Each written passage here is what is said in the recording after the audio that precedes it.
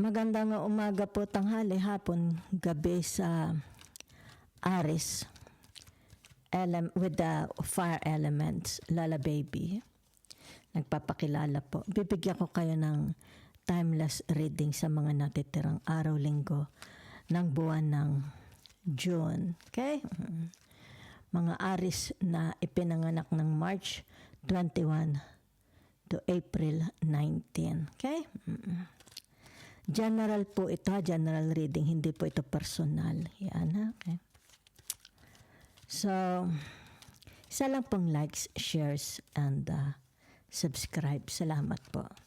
So, tingnan natin your energy. Yan. So, mukhang merong celebration. Mukhang maganda ang araw nyo. Diba? It's like the sun is shining. Yan ha, okay. The sun comes out tomorrow. So, ito yung tinatawag na the Three of Cups. Diba? It's like dito sabihin na natin wala kayong kaaway, magkakasundo lahat, di ba? It's like ang grasya is pumapasok, di ba? It's like wala kayong problema financially, yan. Wala kayong problema sa health, di ba? Wala kayong problema sa mga, kung kayo is married, sa children, sa mga siblings, even to their neighbors, okay? It's like merong papasok na grasya or ito'y nakapasok na. Okay? Or haharbesin pa. Yan ha. So, ano ang issue? Tingnan natin. Yan ha.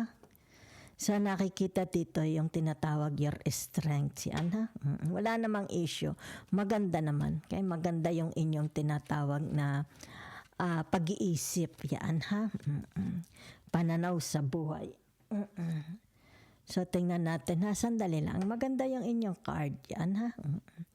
Mukhang napakaligaya ninyo. Maligayang maligaya kayo. It's like wala na kayong kalbaryo sa buhay nyo. Diba? Walang mga pasanin. Yan. So, ano ito? Yan, tinatawag narito ang the Knight of Swords. It's like there is a news, balita. Diba? May bitawag sa telephone. Na it's like ang daladala nito is magandang balita. Magandang balita. Oh. Maybe ito'y galing sa kapamilya, sa mga kapatid, sa asawa, sa mga anak, di ba? Yan. Kumbaga dito'y dapat magdiwang. Yan ha. So nakikita dito ang inyong tinatawag na emotions. Yan. Maganda. Maganda ha. So, ibig sabihin nito, yung tinatawag, kahit papaano, okay? Diba, it's like merong magandang balitang darating, hindi pa rin naiiwasan yung tinatawag na lungkot, diba? So, nakikita ko for some of you, it's like sabihin na natin, maybe you are far from them, diba? Masaya ka, maligaya ka, okay? Pero, ang nakikita ko dito, masaya ka emotionally pero hindi mo sila kasama. Okay? It's like there is a celebration. Kumbaga dito ay maaari sabihin na nating birthday yan. Diba? O kaya may okasyong ipinagdidiwang. Kumbaga dito ay nakikita hindi ka kasama sa pagdiriwang. Yan. Masaya ka for them. Pero inside your heart nararamdaman yung tinatawag lungkot, diba? Siguro hindi ka kasama sa celebration. Maybe you are very, very far from them. Okay? Kung sino man yung mga mahal nyo sa buhay. Yan ha, okay? So, ibig sabihin nito, yung tinatawag, okay, nakikita ko lang dito. It's like tinatawag, you're always praying. Okay? You're always praying. Kasi may kalungkutan sa inyong puso. Di ba?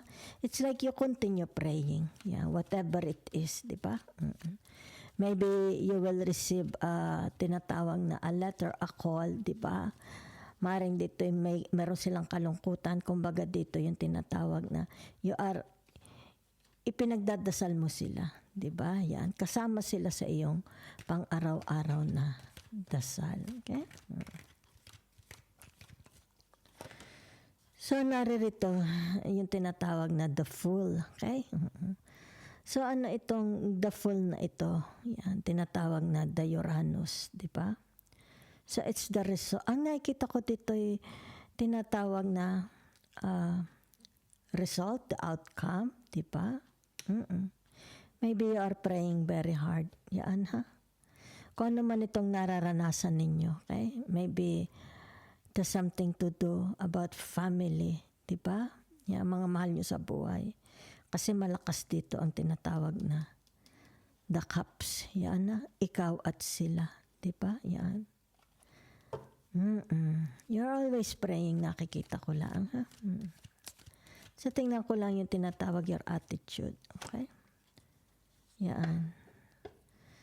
So, nakikita naman dito na yung iyong tinatawag na hindi ka sarcastic. Okay? Nakikita dito yung tinatawag na halimbawa may problema. Diba? Kasi narito yung tinatawag na the Three of Swords. Okay? So, ibig sabihin nito, yung tinatawag na sa halip na ikaw is gawin mong malungkot, di ba? Ang usapan, ito yung tinatawag na pinalalakas mo, okay? Pinalalakas mo ang loob ng mga ito. Yan, kung sino man ito, okay? Pinalalakas mo ang loob nila. Sa halip na ay tayo is mag-negative, tayo is mag-iyakan, tayo is tinatawag magmaktol. Hindi, yan. Kasi nakikita dito your strength, di ba? Pinalalakas mo. Kumbaga di tinatawag na, ay ba't ka tayo is malulungkot, di ba? Tayo is magdasal. Ito'y dumadaan. It's like tinatawag, dumadating ito sa buhay natin. Nararanasan ninyo ito. Kailangan ito yung tinatawag na pang-unawa, di ba? Sa halip na magmaktol, 'di ba? Sa halip na magalit. Whatever is this, it's like meron ditong tinatawag incoming. Yan na, incoming message or calls or balita. Na it's like meron ditong tinatawag kalungkutan. Yan na, meron lang, okay? Despite of happiness, meron pa rin kalungkutan, di ba? Yan. So, ibig sabihin nito, nakikita ko dito yung tinatawag na tayo'y magkaisa, di ba? Sa halip na tayo magwatak-watak, let's pray for it na sana ito is matapos na. Yun ang nakikita kong inyong tinatawag na energy. Okay? So, tingnan natin ha, how it affects others. Yan. So, nakikita dito yung tinatawag na kaisa mo sila. Yan na. Kaisa mo sila. It's like they are also listening.